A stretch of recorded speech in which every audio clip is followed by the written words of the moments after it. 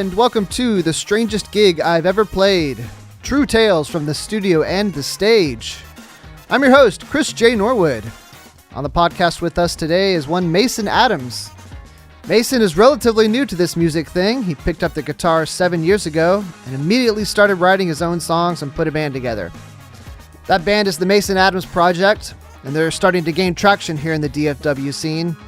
But as you'll hear later from Mason, whether you're a newcomer or a grizzled vet, playing strange gigs is just part of the deal.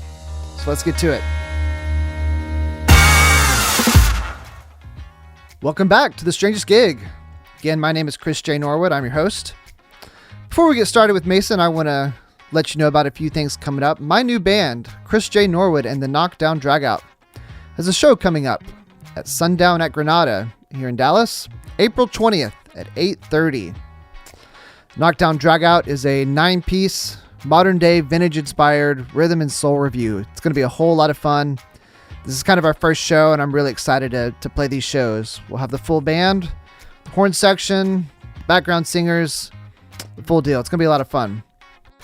Also that night opening the show is going to be Carrie Norwood, my beautiful and talented wife, and myself. We'll be playing a short duo set before Knockdown Dragout comes up. Carrie will be celebrating the release of her brand new single entitled Flying to Tennessee. It is a beautiful song we co-wrote together, and she sounds amazing on it. It's a beautiful song. So April 14th is when that is out. Streaming platforms everywhere. Please check it out. And then come see us the next week, April 20th, Sundown at Granada. You can get your tickets at granadatheater.com. Mason Adams is a singer-songwriter here in Dallas-Fort Worth. As I said in the intro, he first picked up the guitar 7 years ago. He immediately started writing songs, and very shortly thereafter, a band was put together. That band is the Mason Adams Project. They're a folk rock Americana band. And in the short 5 years that they've been around, they've already started gaining quite a bit of traction, having played some amazing venues all across the Metroplex, and having been able to open for some pretty stellar nationally touring artists. It's a lot of fun having Mason on the show. He's a good dude with a pretty infectious laugh. And we had a good hang. So without further ado, here's Mason Adams. Cool. Well, let's get started. Mason Adams, thank you so much for coming on the podcast. I'm really excited that you're here. Hey, man. Thank you so much for having me. Always love doing these things, and this is great. Yeah, man.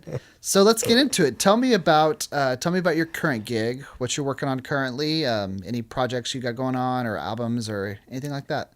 So currently, Mason Adams Project, we're installing a ton of new music, which is wild because we just released the 15-song album in April of 2022. Okay. So just recently. Yeah. That's our debut full album. It's called Old Red River. Cool. Did y'all record here? Where'd you record? Crystal Clear. Okay. Cool. Who produced? Right here in Dallas. Kent, their engineer, Kent produced it for us. Yeah. Okay. Cool. Yeah. And so, we did it in parts, and we'd go in and do on a day and do a few songs, and then work up the next ones for a couple months, and then go in and do the next three. And we had a great system for, using the studio time the way we were supposed to be using it when we were there. So we did it pretty efficiently, and we're super proud of it. It turned out great. But with that, I had a lot of songs that were, on the back burner or songs that had been started, usually I've got several going at once. It's just kind of thumb through type thing, when it goes to work on them. So this is the next, set of Mason Adams Project tunes. You're going to go back to Crystal Clear? I think that's going to be the plan. Cool. We're really not in a big a hurry to record these as we are to just get them ready to play. And, we got some that are kind of a different feel for us. I feel like a couple of them go a little bit more indie rock vibe than kind of we have been previously. But, we're loving exploring kind of these new sounds, and so we're working on installing a lot of new music. We've kind of just been not playing shows since December, New Year. Sure. You know? So, but we've got a lot on the books for March, April. So we're gonna. So tell me about like how long has the band been around, and then like tell me how it got started. So we're coming up on 5 years. Okay, great. And another crazy part is that we played our first show. That was the first full band show billed as Mason Adams' project in December of 2017. Okay, where at Deep Ellum Art Company. Oh yeah, of all places. They gave us our first shot. We were so green then. Yeah, and we had a different guitar player. Okay, so we played that one show, and literally, I mean, it wasn't maybe a couple weeks after that guitar player was no longer with us anymore. Yeah. He quit us. You know, as things happen. Yeah. Okay. But it was the best thing ever. Yeah. Because who we have now, Gil Altum, you know, we never tried out anybody else but Gil. And we all know each other, and it's pretty crazy how we became a thing. My mandolin player, Kevin Cray-Chin, we grew up together in Bonham, and we go way back.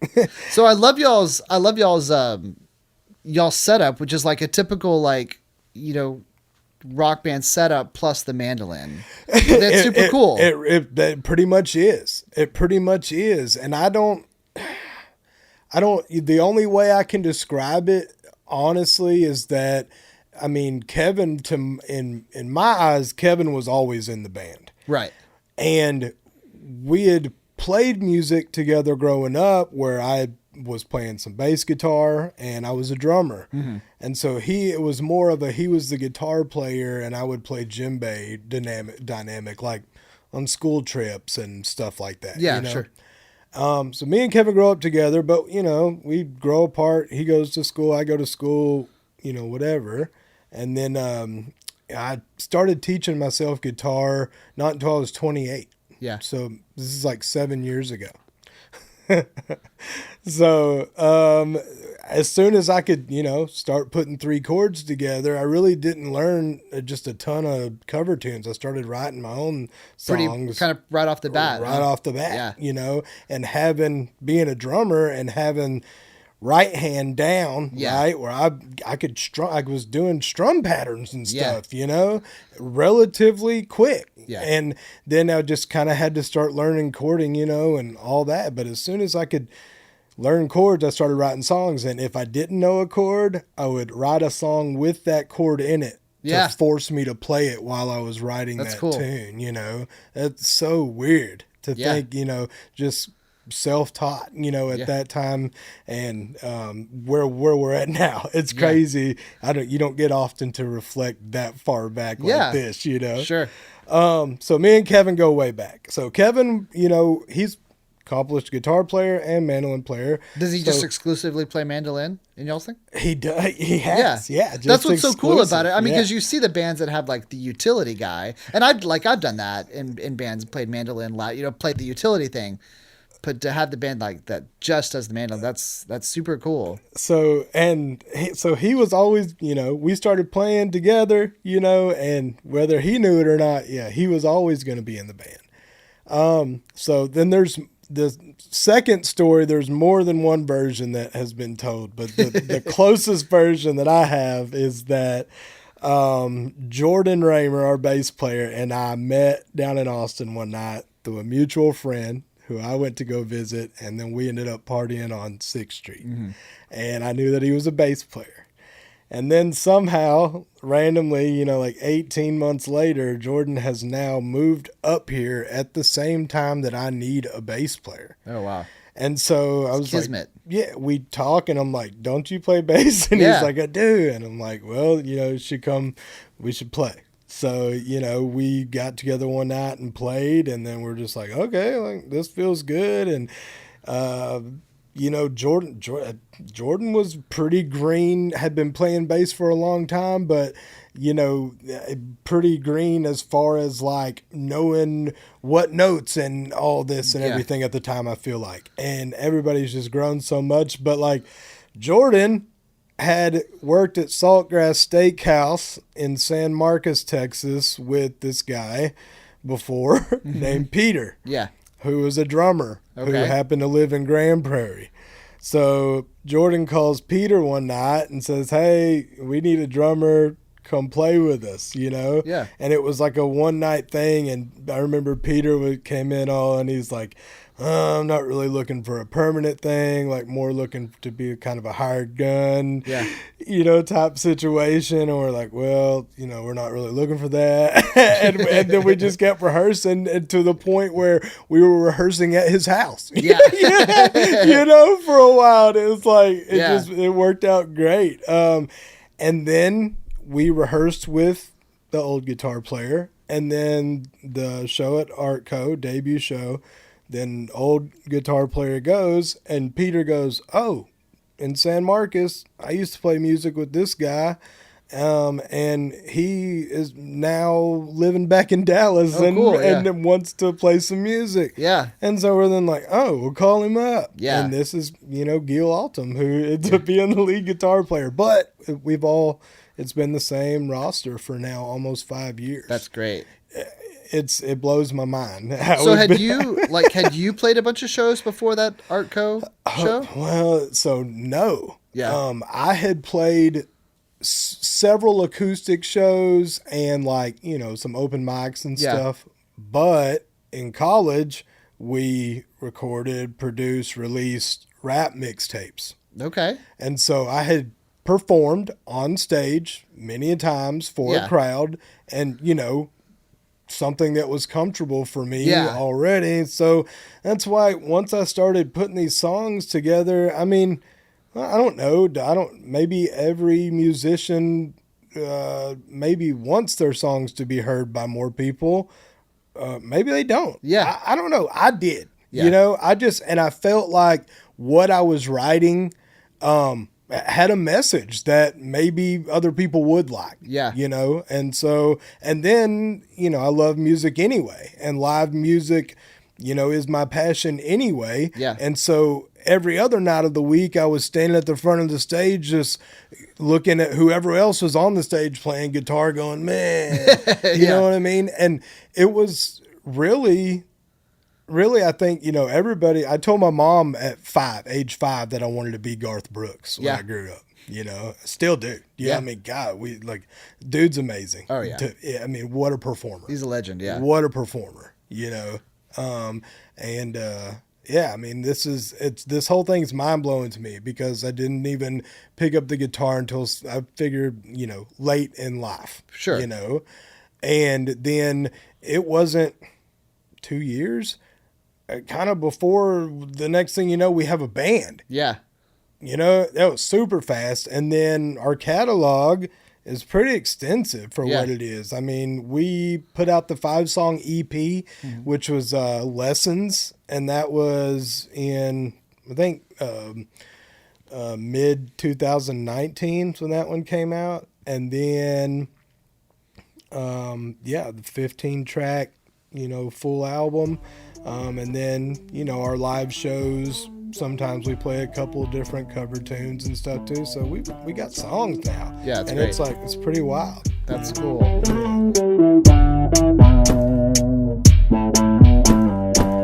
So I want to backtrack a little bit and go back. Tell me about the rap mixtapes. Okay. So I think, you know, always growing up, I mean, you know, I was in every clique, right? Where'd you grow up? I'm from Bonham, Texas. Okay. And I was Mr. Bonham High School. Yeah. You know, and just knew everybody. Yeah. And so a lot of my free time was spent hanging out with my friends, freestyle rapping. Okay. You know, and so I was a poet.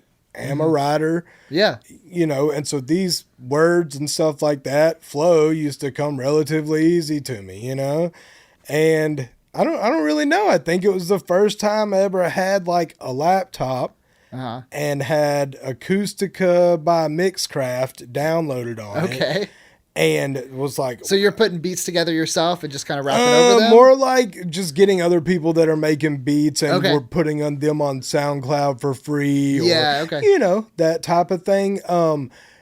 Some of them, friends of mine would make or something. I never was a beat maker per se. I enjoyed kind of doing like weird mashups. Like you would get Young Jock, what was it in the It's Going Down, Young Jock, It's Going Down, over Boozy independent beat. Yeah. So it's INDEPENDENT. Do you know what that means? She got her own house, you know, but it's meet me in the mall. It's going down. Meet me in the club. It's going down. I love it. Yeah. You know, so I like doing that kind of stuff. But you know, same type thing. Like we just like I started doing songs and had a few songs, you know, of my own.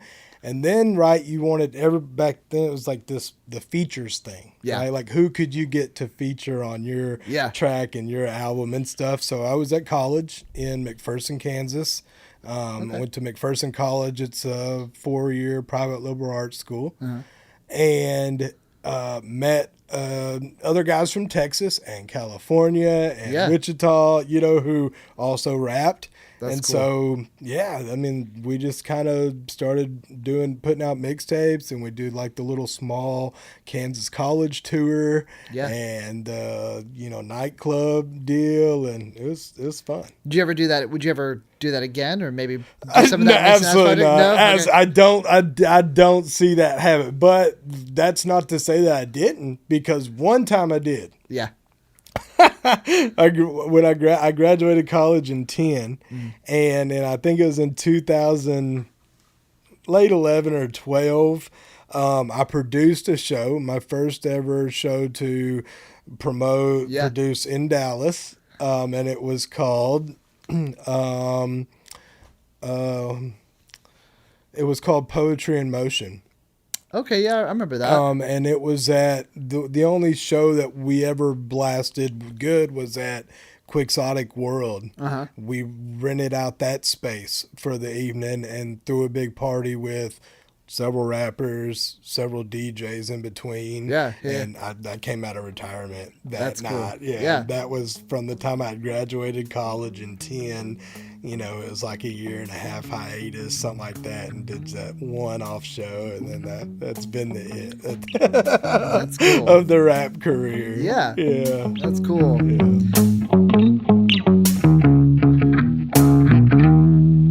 Let's get into the strangest gig you've ever played. And, you know, you've been, you know, relatively new or at this. And so, like, you know, all those gigs that, you know, bands have to take to kind of start out. Let's hear some of the strangest gigs you've ever played. Well, so I will preface this with saying that we've been lucky in a sense that we've kind of jumped a couple steps. And so we haven't had to play in a lot of horrible places. And it's not a brag. It's a thank God we haven't. You know, and we do have we have a couple good stories, but I mean, we just haven't, you know, we haven't had the single sheet of plywood with the single plug-in type issue. You know, we have had show where we had to haphazardly throw together an old sound system out in Bonham one night and try to piece that together, you know, like kind of was a mess type deal. And then unnamed, we played a pool hall in North Dallas one night that was kind of a weird deal because we were just basically couldn't hear each other the whole night, and we were fighting each other over the only one monitor I think on stage, you know. But I'll tell the story because I was trying to think about like what was the strangest gig, truthfully, for us. What is the strangest gig we ever played? And honestly, I polled the band. I was like, is there any gigs that stand out that, you know, y'all think was weird or strange or whatever. And they didn't really come up with too many, but the one that sticks out to me the most. So we got booked to play a show at Texas Live in Arlington. Yeah. And it was going to be at Troy Aikman's place there. And we had already played there, a few times. So it was, no big thing. We knew we were going to show up. Yeah, you knew the drill. Yeah, Lane, the sound guy, was going to be there. Yeah. He knew us. We knew him. It was going to be fine. So everybody at that establishment got COVID. Oh, no. That week or so. Yeah. This is as we're coming out big time. Like, numbers have been going down at this point. Yeah. And, things are starting to come back to normal. Rangers are playing. Yeah. So. Were they playing that night? They were playing that night. So the promoter messages and says, I've got bad news, but I've got good news. Like, okay, lay it on me, Okay, well, everybody at Troy's, wait staff, whatever, got COVID, and so they're not opening tonight. Oh, wow. And we're like, dang, okay. Good news is that they have agreed to let you play the Texas Live Arena. Oh, wow. In the middle there. Yeah. Right after the Rangers game. Whoa. And I'm like, yes. Big stage in there. It's got the 2 floors, stairs that go up on both sides with all the tables and seating. Then you're behind the screen. Oh, wow, yeah. Behind this huge screen that, all these little screens are behind, go together to make this huge screen. So the deal is, okay, we've agreed to 75 minutes, okay, which it was shorter already than what we thought we were going to have, but whatever. It's great, 75 minutes. We had agreed to 75 minutes, and as soon as the game is over, the screen's going to come up, and we're you're ready to rock. About to ready to rock, So we get it loaded in good, we got a sound check even. While everything's going on in front of us, we got to line check and everything. And everything felt good until the one other sound guy comes in and he's like, so they're saying that you guys might only get like 2 songs. Oh no. and we're like, 2 songs, like what? Like we were told 75 minutes. We've got this awesome set list. We're ready, Rangers are going to win. It's going to be great. And then like, well, we don't know. So the whole, whatever 8th and 9th inning, while we're preparing to kind of make this move to the stage, there's a lot of back and forth where it's like, we walk on stage and not have a definitive time for how long we're supposed to play. Oh no. And it was because whoever was over there that night running the show, there was a DJ. Oh. And there wasn't a time crunch. It wasn't, it was fine, but it's always the DJ. The DJ, and that's what we kept hearing, we're like, DJ, whatever. And so, there's this back and 2 songs, 30 minutes, whatever, and we're just like, this is crazy. So y'all got to count off this first song, still not knowing. Yeah, absolutely. Oh, so literally the plan walking on stage was like, guys, let's give it to them every song. You know what I mean? Because we don't know if that's going to be. We'll hit them with all the hits. Yeah. So that's the mood. We walk on stage. We're literally standing there. It's, one of these things where there's a couple fly balls and, the game goes a little bit longer, but then it's boom, go time. And, after every song, we keep looking at each other. And when nothing happens, I'm just like, boom, Just keep right going. into we're just running them. You know what I mean? We made it through the entire set list. Oh man, that's great. We made it through the entire set list. I'm pretty sure, it might have been one short, but that was just the strangest thing because so I weird. felt like we're going to get kicked off the stage at any minute. Yeah, you're waiting to get the hook. They're going to lower the screen on us while we're up here playing the song, and we just kept running through songs. And you steamrolled them, yeah. Yeah, it was definitely the weirdest, just strangest. That's great. Gig we ever had to play. So what did they say when you walked off? Was everybody cool? Like, were they happy? It was fine. Yeah. It was completely fine. We just loaded up our stuff and left. Like, we never even faced our opposition. Yeah. Or the DJ for that matter, But we also, maybe this is too much. Whatever. We think the DJ was living in the green room. Like the resident DJ was hard up or something and was maybe living in the green room that we had occupied prior to playing the show. I don't know. He was ready for y'all to get out of his house. Yeah, exactly. He needed to shower and get ready for his gig. Yeah. That was, supposed to run over ours, I guess. So, it was weird. It was weird for sure. That's great. Yeah.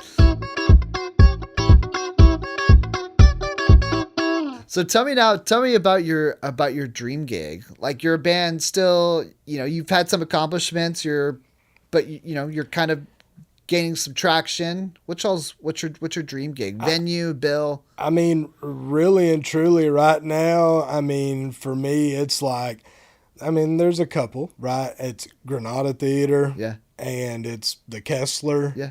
Those are great venues. Yeah. We've played a lot of great rooms. I feel like already that we're extremely fortunate to have been able to play. And we're, slowly have, built us a pretty good following in 5 years. And we're just trying to honestly be right now, we kind of want to be the look to go to act for supporting any of these big regional or national, Americana, folk, bluegrass, whatever, red dirt, southern rock type groups that are coming through, like we haven't toured. Yeah. Any plans for touring? Yeah. Slowly but surely. Yeah, slowly but surely.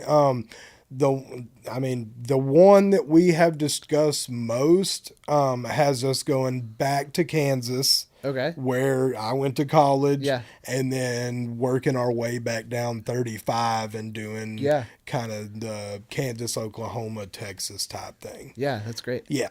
And so we're really hoping to be able to pull something like that off. But we all work full-time jobs. Sure, yeah. And it's got a family. Yeah, and everybody's starting families and all sorts of stuff. So it's hard not to want more and be able to, that's the dream, right? Sure, to be able to do it all the time and live comfortably, and not have to do other stuff. Like, for sure. How creative could you be if that's all you needed to do? You know, is be creative and go play shows and, but, that's neither here nor there because I'm just so floored by all of it. You know what I mean? I think that's the best, man. That's always the best approach is to just kind of enjoy the ride. Oh yeah. My jaw's just on the ground constantly at just the people that will email or the opportunities that arise and stuff, and not that we're not working our butts off, for it takes them. Both, man. Yeah. But it's awesome to, be able to accomplish those type of things. And what I feel like is such a short time for, a music career or something like that, but we just grind it out. And, one thing I always, commend our band on is everybody always shows up. And We've been doing it for 5 years straight, showing up once a week. It's good, man. It's hard to keep a band together. I know. It's awesome. Yeah, to credit the band for always being there and showing up, and wanting to play my songs, because that's awesome too, that there's guys that see, potential in the music that I'm writing and want to stand next to me and play my songs, on stage. It takes a lot of humility and I guess, no egos in the band. Everybody's buying in and just, creating, and that's what makes it awesome. That's great, man. Yeah. Well, man, Mason, I really appreciate you coming by and telling the stories, and it was fun getting to know you and hear the things. So I do want to say we got a couple shows that are booked. Man, tell us how can people find out about you? So what you got going we're on Facebook. That's our main social media, but we do Instagram also, and we have the website that has the show calendar. That's always up to date. We've got some big shows coming up, like March 16th at Six Springs Tavern. We're open for an act called Mojo Hand from New Jersey. They're on tour. They're great. That's going to be a Thursday night show. And then Sunday show at Sundown at Granada with Under the Rug, who is an awesome outfit from Austin. Yeah. And this is their tour opener. So we're trying to play an awesome Sunday show and pack the house at sundown for them on April 2nd and send them off, on their way. So those two shows are the ones that we got coming up. They're kind of special, and they're going to be fun. We're just trying to pack the place. That's great, man. For those guys. And then, music is everywhere. Spotify, iTunes, Apple Music, Google Music, YouTube, wherever you find your music, go listen. The album's called Old Red River, 15 tracks, and it's the Mason Adams Project. Yeah, MasonAdamsProject.com, and right on. Mason, thanks so much. I really appreciate it. Thanks for having me, brother. You bet. There he goes, Mason Adams. Y'all be sure to check them out, Mason Adams Project. Go to a show, buy a CD, buy some merch, support your local artists. And in that spirit, I want to remind you about Carrie Norwood's new single, Flying to Tennessee, which comes out Friday, April 14th.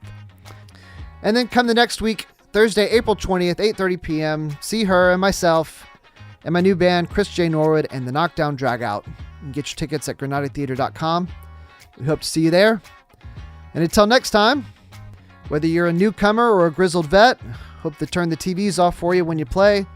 And just remember, a gig's a gig, right?